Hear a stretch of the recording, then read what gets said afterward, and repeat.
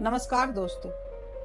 शिक्षा जीवन का एक बहुत ही अभिन्न अंग है। इसके बिना समाज में एक अच्छी पहचान नहीं मिलती है। तो आज मैं इसी के बारे में बात करूंगी कि आप और आपके बच्चे की उच्च शिक्षा हो पाएगी या नहीं। अगर उच्च शिक्षा मिलने से किसी तरह की बाधाएं आ रही है तो समय रहते कुछ उपाय करके कैसे निर्विघ्न रूप से उच्च शिक्षा प्राप्त की जा सकती है। जन्म कुंडली का पांचवा भाव शिक्षा का और नवम भाव उच्च शिक्षा का होता है।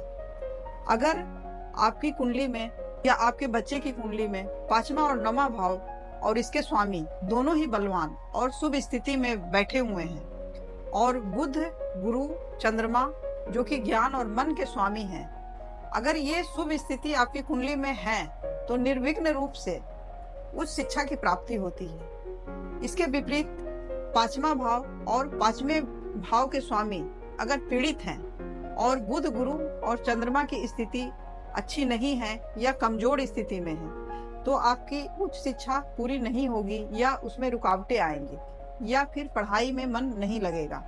यहाँ तक कि सामान्य शिक्षा में भी मुश्किलें आने लगती है।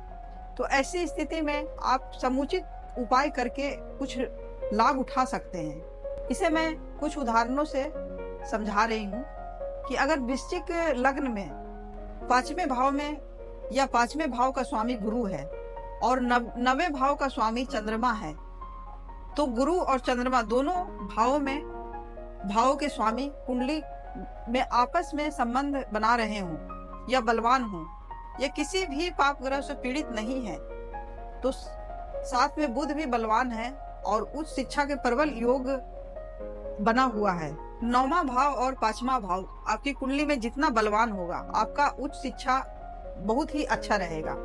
लेकिन अगर नौवां भाव कमजोर या दूषित हुआ तो उच्च शिक्षा में काफी रुकावटें आएंगी। ऐसी स्थिति में आप पांचवें भाव को ठीक करके और नौवें भाव का उपाय करके आप उच्च शिक्षा की प्राप्ति कर सकते हैं।